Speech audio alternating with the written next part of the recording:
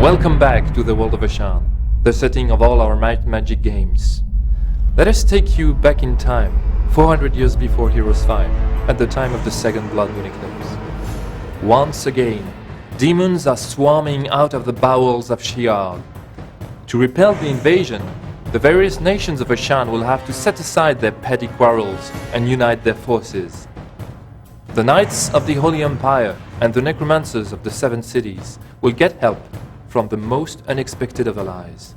The Orcs. Way back during the first eclipse, the peoples of Ashen were in really bad shape. Demons were pouring out of Sheehog and they were being overrun. What they eventually did was they called upon the wizards of the Seven Cities to come up with a solution.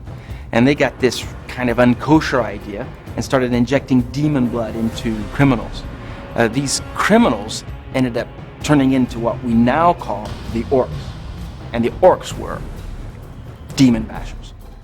And these Orc armies then pushed the demons back into Sheehog, and there was a relative time of peace. Now the wizards were extremely proud of what they'd accomplished. The Orcs had won the war. And so they decided to keep the Orcs as slaves. Now Orcs will be Orcs. They didn't really like the situation, so they eventually rebelled and they fought and they won their own freedom.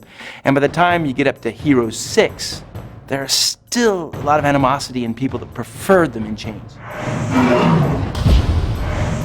Sandor is the bastard child of Duke Slava of Griffin and his first love, the beautiful Lady Elizabeth. A political burden since birth, he soon became a troublemaker and found an outlet for his frustration and anger alongside his father's master of arms, the Orc, Thrall. Imagine the Duchy of Griffin and the Duchy of Wolf, they've been feuding for decades. Sandor's that son that just finally can't put up with it anymore. He stands up to Duke Gerhard, the Duke of Wolf, and gets himself in trouble. It leads to exile. Krau takes Sandor into the Red Skull Islands. This is where Krau was born. It's Orc country, right? Think dancing with jaguars, blood-like rituals. Sandor's confronted with everything that it means to be an Orc, and he becomes a war chief. He's popular, he amasses a huge horde, a giant army, and goes back into the Holy Empire. Whether he becomes the savior of the Empire or the conqueror, that's really up to the player to decide. The Orc strategy on the battlefield is pretty straightforward. Rush now, think later. The stronghold creatures are fast, highly mobile, brutal, and tough.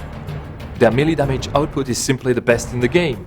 They have thick skin, brutal determination, high pain threshold, and an innate resistance to magic.